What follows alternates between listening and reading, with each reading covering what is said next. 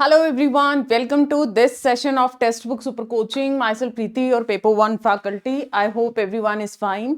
So ये session बहुत ज़्यादा इंपॉर्टेंट है आपके यूजीसी नेट एग्जामिनेशन रिस्पेक्ट के अंदर, चाहे आप नेट में अपीयर करने वाले हो चाहे आप सेट में एग्जाम में अपीयर करने वाले हो।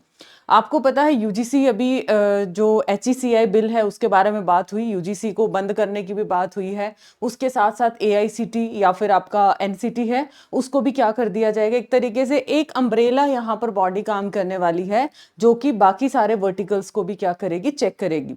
हालांकि NEP में साफ साफ मेंशन है लीगल और मेडिकल को इससे एक्सक्लूड करके रखा जाएगा, तो अभी फाइनल जो आएगा वो उसके अंदर बातें हैं। बट ये सेशन क्यों इंपॉर्टेंट है, बिकॉज अभी तक तो UGC AICT और आप लोगों का NCT वो बंद करने की बात हुई थी, तो NAC ने भी क्या कर दिया है, UGC का एक और जो बड़ा बदलाव है, NAC ने बैक टू बैक, देखो बंद होने वाला है तो बैक टू बैक बहुत सारे ट्विस्ट अभी देखने को मिलेंगे, तो बहुत एक्टिवली आपने हर वीडियो को फॉलो करना है ताकि आप जितने भी करंट अफेयर्स बने या फिर जितने भी आपके क्वेश्चंस निकलते हैं यहाँ से, वो दिसंबर में आपके काम आने वाले। फिर बाद में आप वीडियोस देखते रहते हो, ढूंढते रहोगे भी क्या था क्या नहीं था। इट्स बेटर पॉइंटर्स आपने नोट कर लेना है।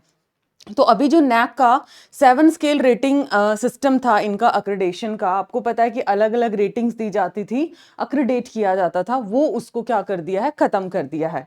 तो आपने एक क्वेश्चन देखा होगा, आई एम श्योर जब हम हायर एजुकेशन करते हैं एक क्वेश्चन आता है, NEP 2020 में क्या बात की थी। NEP 2020 में बोला था कि फ्यूचर के अंदर जो NAC है वो एक बाइनरी प्रोसेस कर देगा अक्रेडेशन के लिए भी। बाइनरी का मतलब है 0 या फिर 1, या तो अक्रेडेटेड है या फिर नहीं है, कुछ ऐसे शब्दों में आगे आने वाले समय में बात करेगा, मतलब वो ट्रेडिशनल सिस्टम को खत्म कर देगा। NEP 2020 से रिलेटेड ये आपके प्रीवियस ईयर में क्वेश्चन पूछा गया था।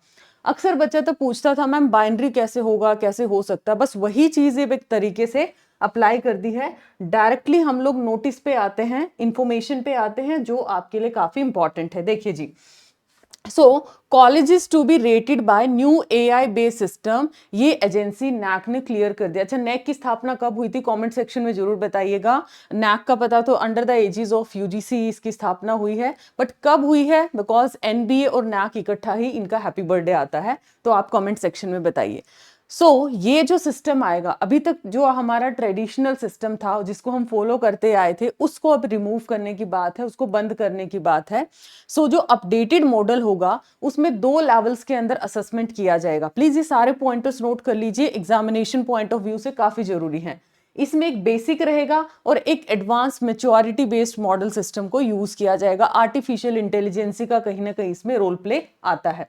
NAC का फुल फॉर्म है national assessment and accreditation council, and under the aegis of UGC इसकी क्या की गई थी, स्थापना की गई थी, राइट। अब जो NAC है अभी तक क्या फॉलो करता था, ठीक है, अगर मैं बात करती हूँ 3 डिकेड जो पुराना ओल्ड मॉडल है, तो उसको न्यू फ्रेमवर्क के साथ क्या कर दिया, शिफ्ट कर दिया है ट्रेडिशनल मॉडल, या उसको हटा के इसमें क्या रहेगा, ऑनलाइन डेटाबेस आपका तैयार किया जाएगा। और जो एग्जिस्टिंग, यहां पर साफ साफ मेंशन है, एग्जिस्टिंग जो आप लोगों का 7 पॉइंट रेटिंग स्केल है, will be replaced with a simpler outcome institution, either accredited और नॉट अक्रेडिटेड, बीच का कोई रास्ता नहीं है। This is called your binary accreditation और द बाइनरी प्रोसेस, या तो अक्रेडिटेड है या नहीं है, हाफ आधा अधूरा काम हम लोग नहीं छोड़ते हैं। तो वही एग्जिस्टिंग 7 पॉइंट को किसमें किया है, AI बेस्ड मॉडल, जो कि 2 बेसिकली मॉडल को यूज करेगा, basic plus maturity advance model. और ये अक्रेडेशन 2 ही इसके क्राइटेरिया है, या तो अक्रेडिटेड है या फिर नहीं है। इस पे क्वेश्चन आने के 100% चांसेस हैं।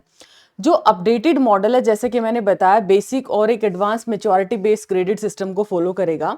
अभी तक अगर हम बात करते हैं, only 40% of the Indian university और 18% ऑफ कॉलेजेस अक्रेडिटेड हैं। अगर आपसे डेटा पूछ लिया जाए कि 40% ही अक्रेडेशन और 18% कॉलेजेस को अक्रेडेशन मिली है, अगर ये सुधार होता है इस रिफॉर्म के साथ, टारगेट क्या है, 90% ऑफ हायर एजुकेशन जो इंस्टीट्यूशंस हैं हमारे देश के अंदर, उनको क्या करना, नेक्स्ट 5 ईयर्स में फॉरवर्ड करना और अक्रेडिट करना। अब याद रखना ये कितना इसने बोला है, नेक्स्ट 5 ईयर्स के अंदर यहां से बनेगा आपका स्टेटमेंट बेस्ड क्वेश्चन।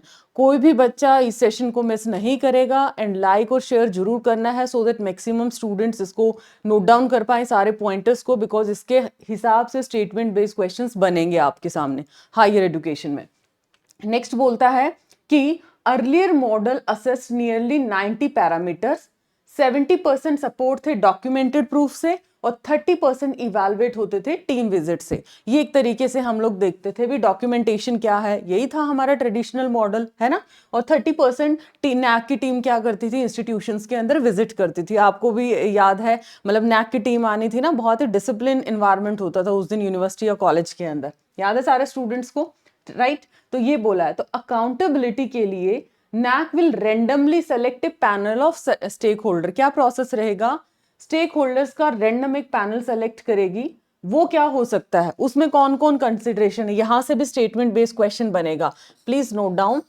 जो स्टेक होल्डर्स ये रैंडम सेलेक्ट करेंगे उसमें हो सकते हैं retired VC, vice chancellor, faculty member to industry leaders तक हो सकते हैं, एनजीओ के रिप्रेजेंटेटिव हो सकते हैं और एडमिनिस्ट्रेटर हो सकते हैं, इंस्टीट्यूशनल के जो क्लेम है उनको क्रॉस चेक करने के लिए। करेक्ट है। एक बार अगर इंस्टीट्यूशन ने अपना डॉक्यूमेंट सबमिट कर दिया, system will automatically generate a set of questions. अब अगर ये उन्होंने अपना डॉक्यूमेंट रेज कर दिया, मान लिया कोई भी ABC कॉलेज है, उसने अपना डॉक्यूमेंट कर दिया रिगार्डिंग NAC एक्रेडिटेशन, अब AI सिस्टम क्या करेगा, उससे ऑटोमेटिक ना सेट ऑफ क्वेश्चंस पूछेगा which will be distributed a 100 randomly chosen stakeholders। उसमें 100 जो है अराउंड 100 stakeholders रहेंगे। Feedback will be use to assign a credibility score 0 और 1 के बीच में, जो कि काफी एक रिग्रेस वेरिफिकेशन इसको बनाता है। तो ये था, बाकी इसके बारे में मैं और भी सेशन लेके आऊंगी अपकमिंग सेशंस के अंदर। अगर मैं अभी तक ग्रेड की बात करूं तो ग्रेड क्या थी, A+, A++, इस तरीके से अक्रेडिटेशन होता था, लेकिन अभी होगा इधर अक्रेडिटेड और नॉट अक्रेडिटेड। ये था आपका इंफॉर्मेटिव सा सेशन। इसके बारे में और सारी चीजें मैंने बतानी है आप लोगों को, सेशन में मैं लेके आऊंगी। 5 साल के NEP 2020 होने पे क्या क्या चीजें निकल के आई है नहीं, तो बहुत ज्यादा इंपॉर्टेंट सेशन है। कोशिश करते हैं आजकल में इसको हम प्लान कर लें, राइट। अब आपके लिए important update, if you are planning for structured courses, ठीक है, अगर स्ट्रक्चर्ड कोर्सेज के लिए आपने प्लान किया, देखो एक तो GSP प्लान है, आपको पता है गारंटेड सिलेक्शन जो आप लोगों के लिए प्रोग्राम है लेके आए हैं वो बहुत ही अमेजिंग है। एंड उसके अंदर आप लोगों को पेपर 1 पेपर 2 का बहुत ही क्लोजली आपको ऑब्जर्व किया जाएगा, मेंटोरशिप है, हर चीज़ आपको बहुत स्ट्रक्चर्ड वे में मिलेगी। तो उसकी जो सीट्स हैं 500 से भी कम आपकी बची हैं अगर आपने GSP में एनरोल करना है। एंड फॉर नॉर्मल बैचेस आप लोगों के जो प्राइसेस हैं, नॉन GSP अगर आप चाहते बेसिक्स के साथ जाना है, सो आपके पास दिसंबर 25 के लिए 7499, जून 26 है और जून 26 एग्जाम, ये थोड़ा आई गेस टेक एरर गया है, ये शायद से ना दिसंबर जाना चाहिए था, कोई बात नहीं, इसको मतलब मिसअंडरस्टैंड मत करिएगा, ठीक है। सो ये आई गेस दिसंबर 26 ही जाना चाहिए था, कोई बात नहीं, चेक कर लेते हैं। एंड फॉर डिस्काउंट के लिए you can apply my faculty code. बाकी वो सारे फीचर्स आप लोगों को मिलने वाली हैं, paper 1, paper 2, mock test, PYQ, study material. हाँ, GSP में आपको स्पेशल मेंटोरशिप मिलती है, वीकली प्रोग्रेस है, एक्सक्लूसिव टेलीग्राम चैनल्स हैं, अपडेटेड सब कुछ आप लोगों को, क्लासेस तो अपडेटेड ही डेफिनेटली रहने वाली हैं, वहाँ पर आपको क्लोजली ऑब्जर्व किया जाता है, इतना फ़र्क है। फॉर दिसंबर साइकिल जो भी आपको कंफर्टेबल लगे आप जा सकते हैं। एंड ये है AP के लिए, you can go for the same and apply my faculty code. थोड़ा प्रोसेस मैं आपको बता देती हूँ, आपने क्या करना है, सिंपली आप थोड़े कन्फ्यूज़न में ना रहें, इससे बेटर आपने क्या करना है, एक तो 10 बजे सेशन को जरूर ज्वाइन किया करो। डेली आपके लिए सेशंस काफ़ी इंपॉर्टेंट सेशंस रहते हैं एग्जाम पर्सपेक्टिव से, ठीक है।